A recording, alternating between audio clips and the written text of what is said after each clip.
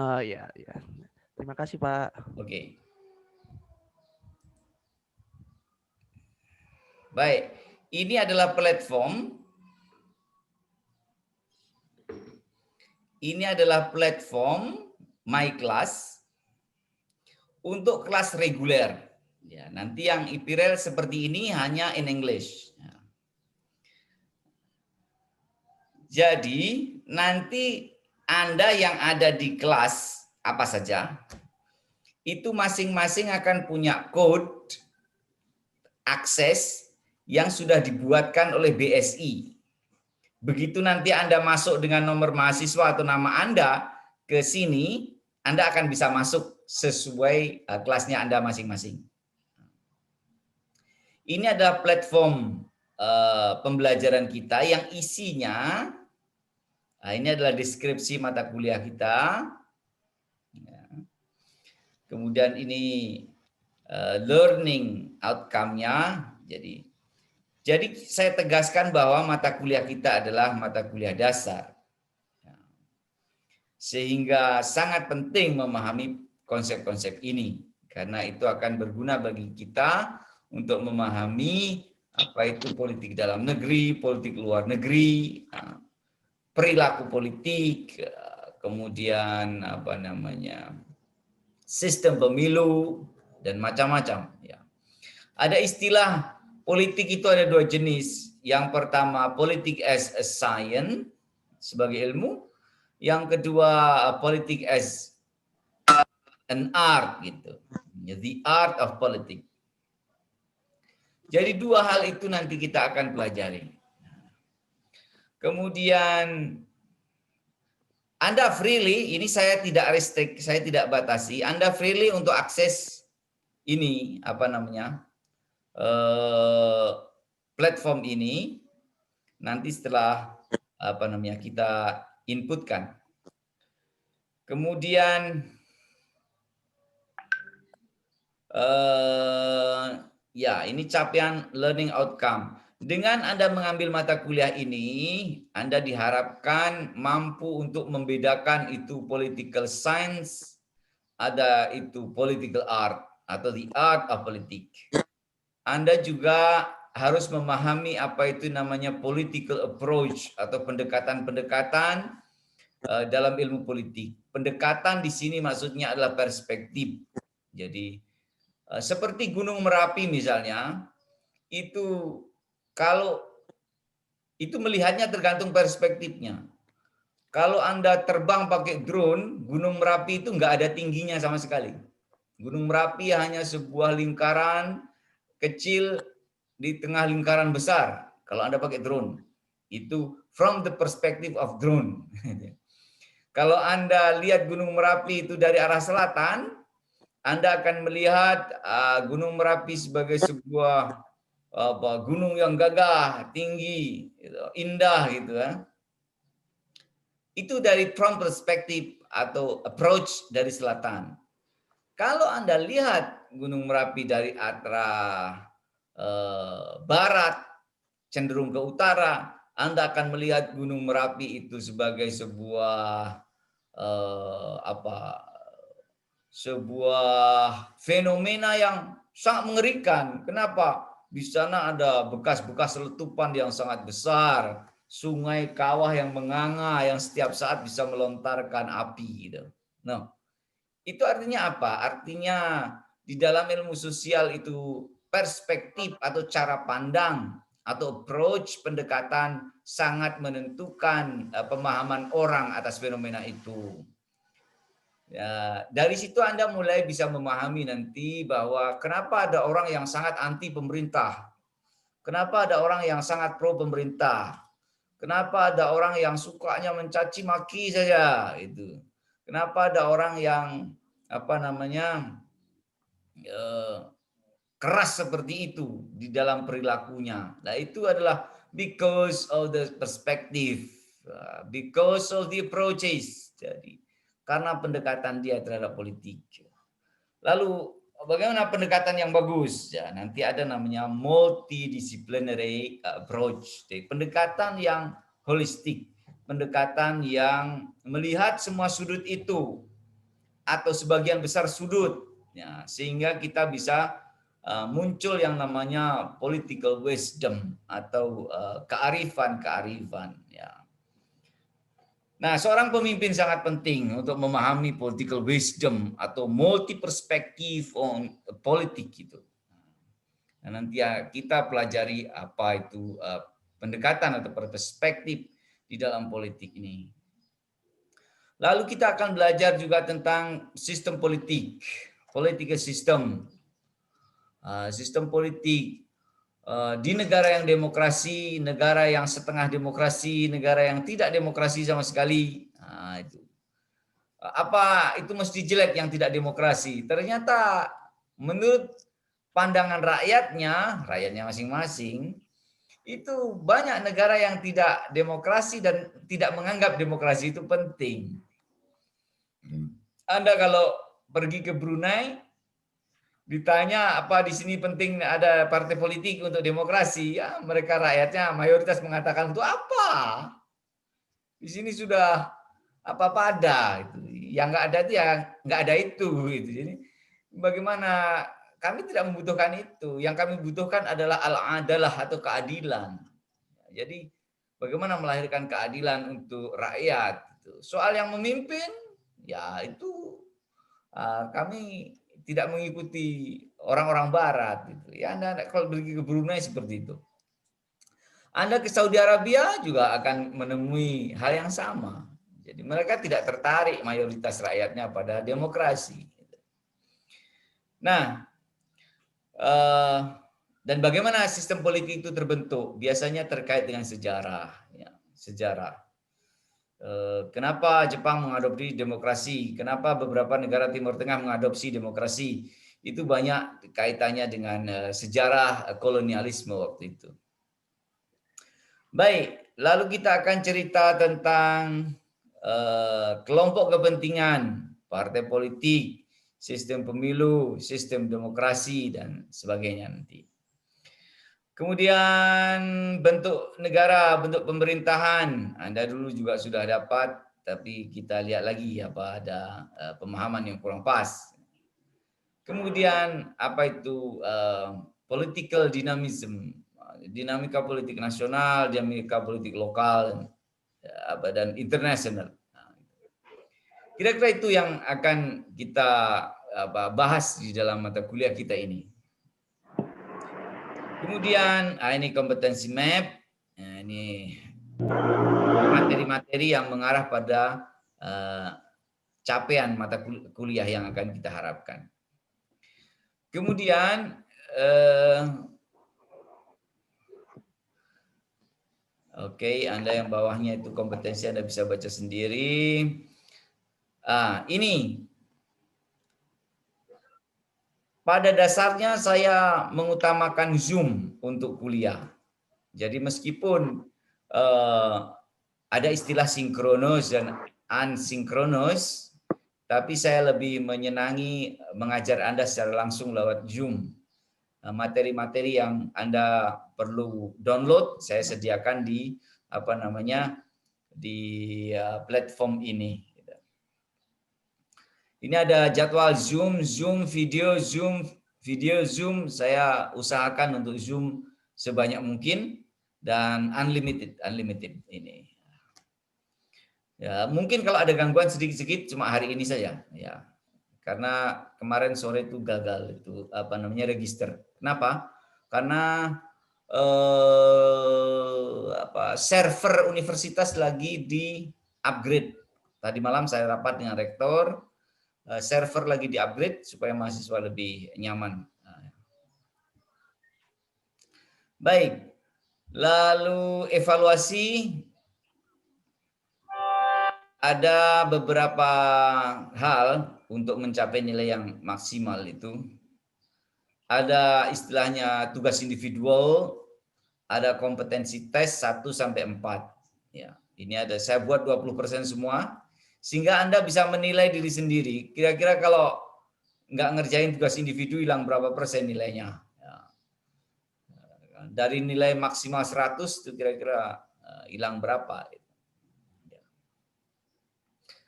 Lalu ini grading system kita. Ini SK yang baru. Nilai terbaik itu A. Enggak kayak zaman Belanda, A hanya untuk dosennya dan para malaikat. Enggak gitu. Jadi nilai terbaik itu A, itu kalau istimewa istilahnya, mengerjakan semua tugas dengan baik. Ya. Kalau kuliah offline, saudara sekalian, itu kalau hadir kurang dari 75% nilainya TL. Nggak ada di situ. TL itu nggak lulus. TL, kalau di sini istilahnya gagal. Kenapa? Karena kalau tidak hadir 80% ke atas memang sulit untuk memperoleh nilai yang optimal. Ya. Bahwa ada materi kuliah yang ada di line atau ada di sistem, itu ya, tetapi sangat berbeda ketika mata kuliah itu atau materi itu disampaikan oleh dosen.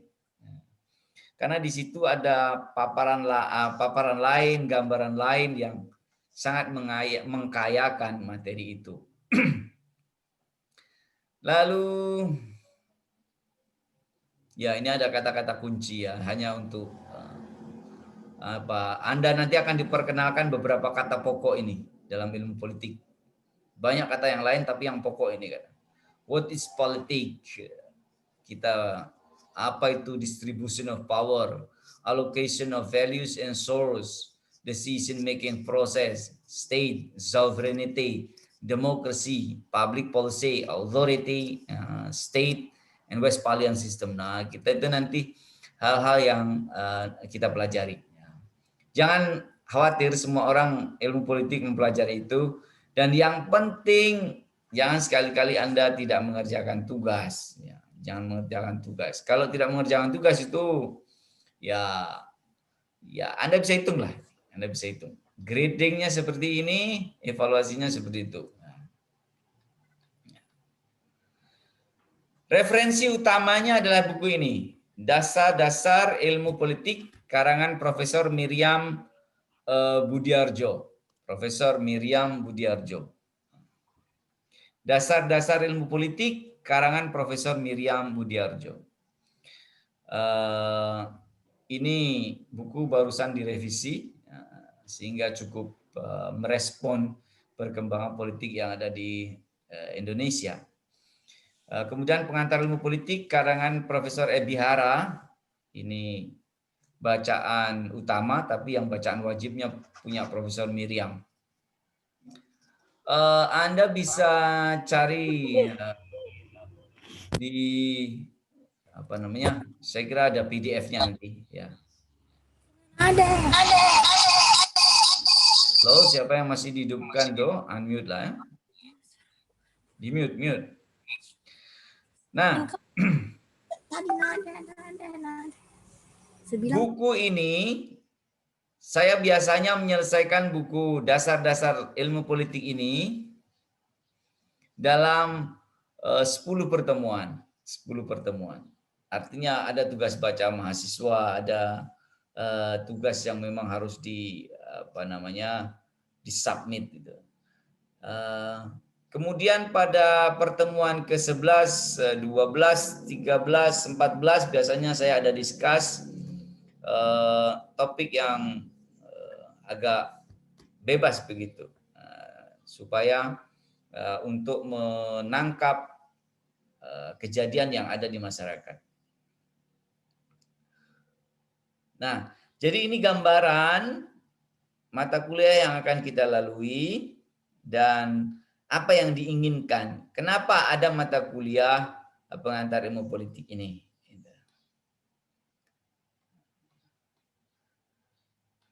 Kemudian nanti materi pertama. Nah, ini materi pertama, silabus saya tempel di sini.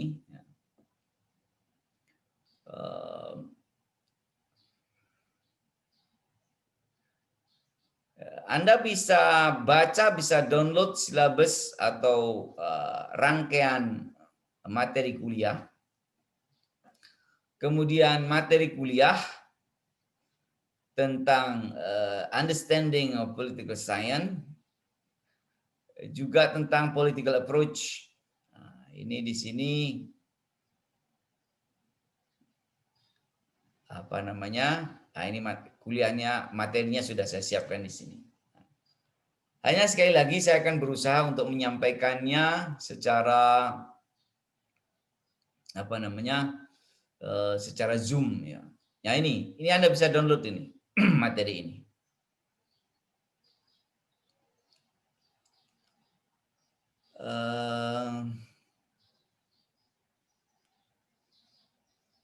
Saya sengaja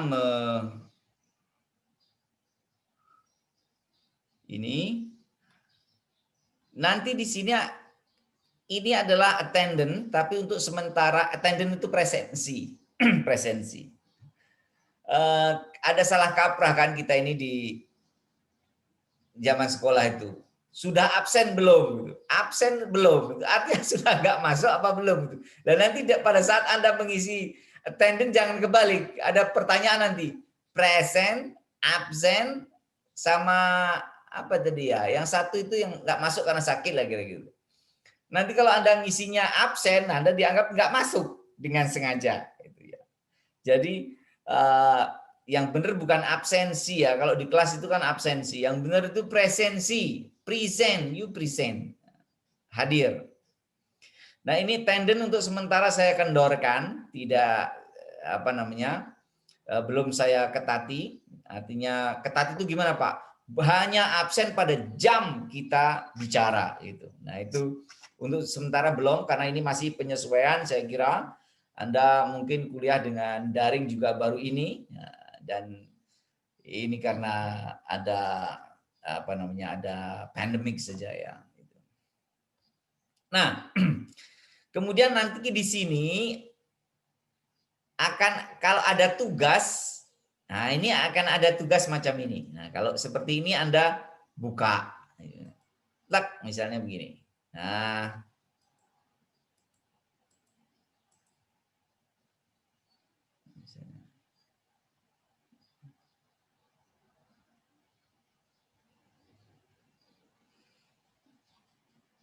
ya.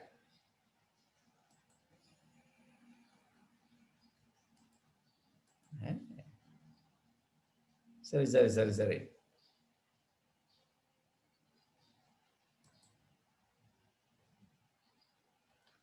Ini tugas, karena saya posisinya dashboard ya, nggak bisa action sebagai mahasiswa. Mestinya saya menyuruh satu orang asisten saya untuk membuka sebagai mahasiswa, karena di sini saya sebagai host. Jadi bukanya nanti jadi bagaimana cara mengisinya. Padahal maksud saya, ini kan sudah saya isi. Nanti kalau ada tugas akan muncul di bawah sini. Jadi setelah ada materi, ini materi pertama kita, ini materi kedua.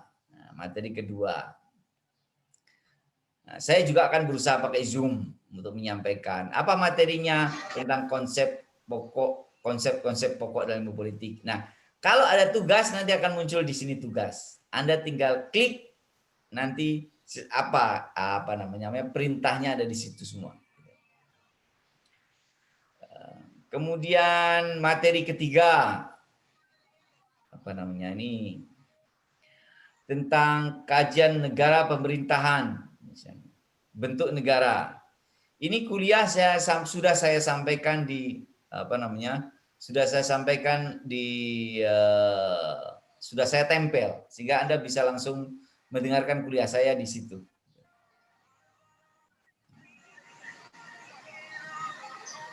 Kemudian pada minggu keempat ada uji kompetensi. Ada uji kompetensi, nanti Anda akan diberi beberapa pertanyaan dan Anda harus menjawabnya untuk materi 1, 2, 3. Sehingga mata kuliah kita itu ujiannya per beberapa topik jadi satu. Tidak topik 1 sampai 10 jadi satu, enggak gitu. Jadi karena sifatnya untuk pendalaman sehingga topik 1, 2, 3 satu ujian. 4, 5, 6 satu ujian begitu. Itu lebih mudah. Oke. Jadi itu sampai selesai ya, sampai pertemuan ke-14. Jadi saudara, pada pertemuan ini sekali lagi saya sampaikan bahwa mulai minggu depan, begini. Siap kelas apa yang bisa kuliah bareng-bareng hari Senin jam 8 misalnya. Kelas ada yang tabrakan nggak? Kelas apa ini? E, F, G, H, kelas apa yang bisa?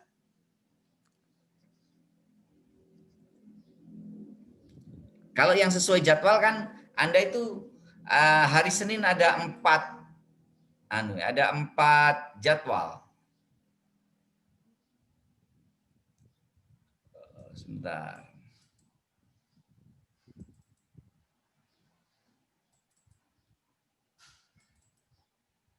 Nah, ini.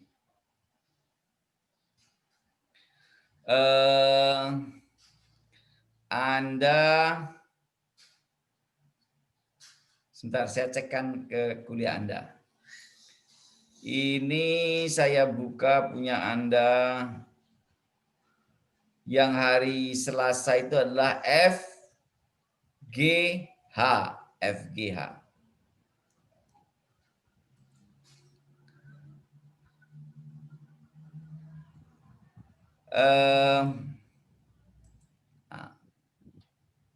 FGH.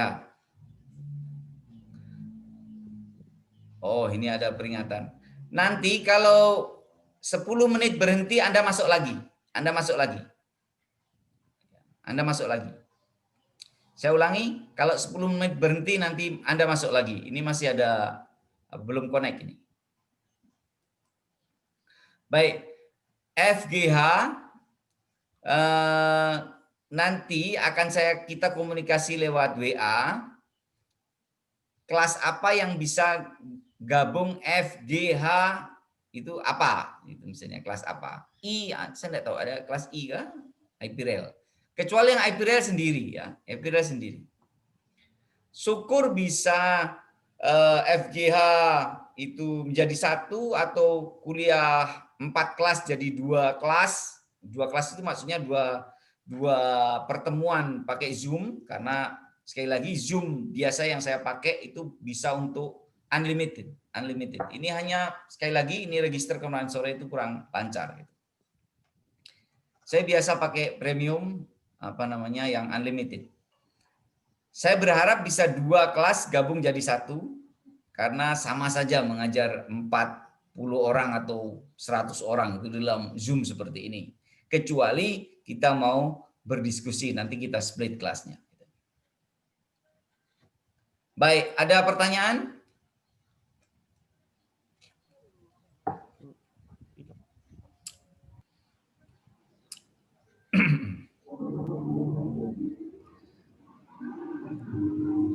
Nanti setiap kelas saya minta ada ketua kelasnya. Ada ketua kelasnya.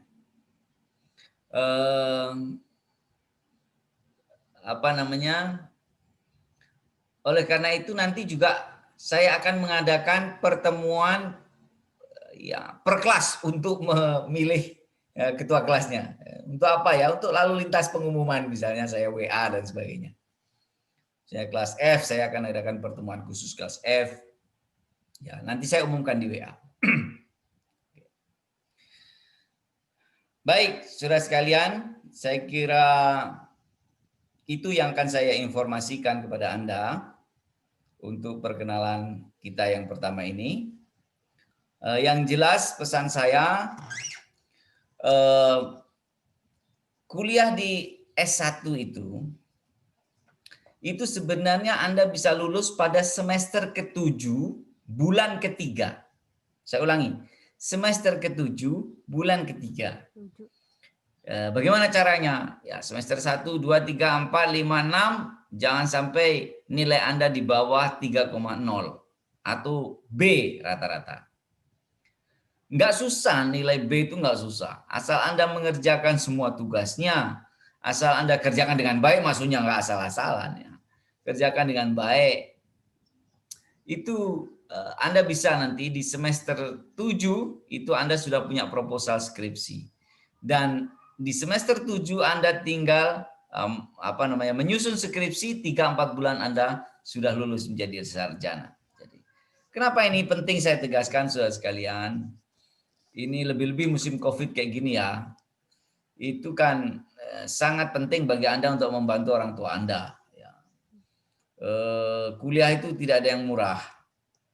Lebih-lebih Anda nanti kalau sudah balik ke Jogja, biaya ke Jogja itu juga tidak murah. Kos-kosan di Jogja itu setahun berapa? Coba. Bisa 7-8 juta kan. Biaya hidupnya sebulan misalnya sejuta misalnya. Itu sudah 20 juta. Belum SPP Anda. Jadi per semester itu Anda bisa ngirit, kalau Anda bisa kuliah tepat waktu, ya, tepat waktu itu ya semester ke-7 Anda lulus, per semester Anda bisa ngirit atau bisa membantu orang tua Anda, kalau Anda kuliah tepat waktu itu, per semester kira-kira 25 juta. Uang 25 juta per semester itu, kan bisa, taruhlah enggak 25 juta Pak, saya 20 juta aja ya, oke 20 juta. Itu adalah bisa untuk membantu adik-adik Anda. Adik-adik Anda. Anda kalau mencarikan uang adik Anda kan nggak bisa, Anda juga minta. Tapi kalau Anda membantu orang tua Anda dengan cara kuliah tepat waktu, ya itu artinya Anda membantu orang tua dan adik-adik Anda. Jadi jangan, kalau zaman ini bukan pondok pesantren ya. Kalau pesantren kan beberapa tahun di pondok pesantren, 15 tahun, luar biasa, sudah hafal semua kitab-kitab ini ya. Tapi kalau kuliah nggak begitu, sudah berapa tahun kuliah? 10 tahun, lama, pintar sekali kamu kuliah 10 tahun. Tidak begitu ya. Ini kuliah ini ada kurikulumnya. Jadi kurikulum kuliah itu sekarang diperketat. 6 tahun itu peringatan terakhir untuk di DO. Ini bukan UMJ, ini negara Republik Indonesia. Kenapa? Karena orang yang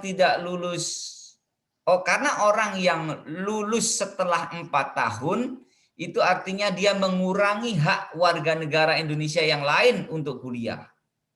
Itu logikanya.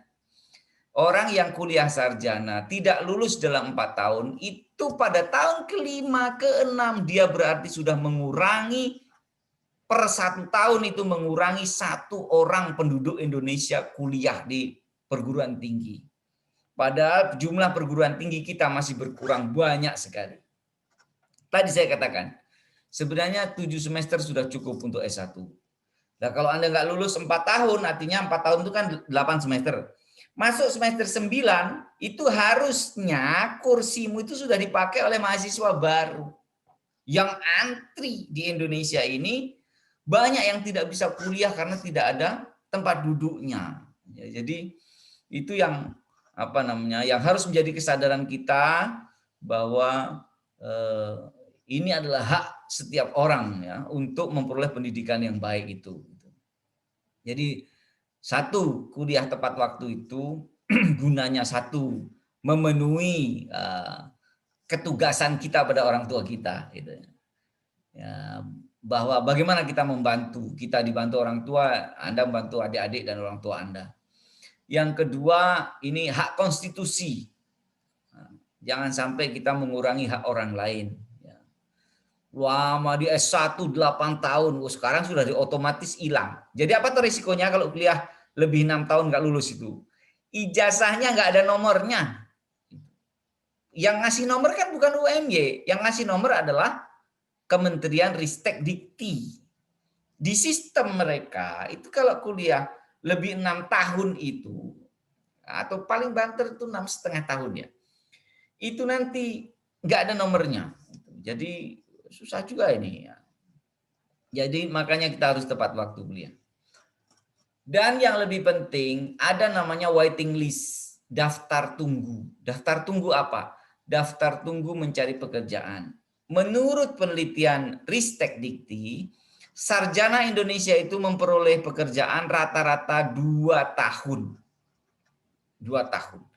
Jadi kalau Anda lulus itu kira-kira 2 tahun lah gonta-ganti pekerjaan. Sampai Anda merasa firm, ya aku yang gini wae lah, saya di sini sajalah. Begitu. Itu 2 tahun.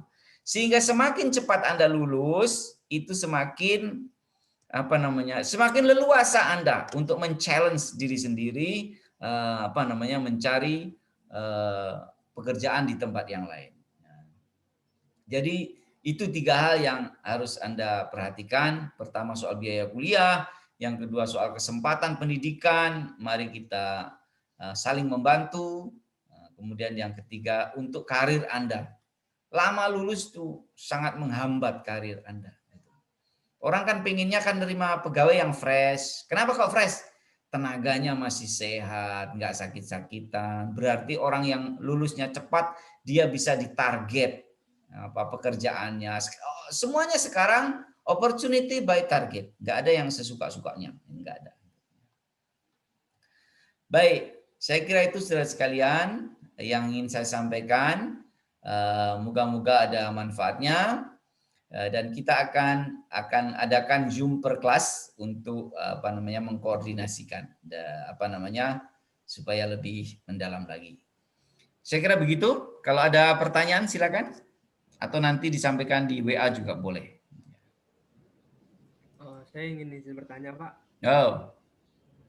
Tapi waktunya sudah kurang dari 1 menit, mungkin di Zoom berikutnya. Oke. Mungkin login lagi nanti saya. Oke. Anda nanti masuk lagi aja.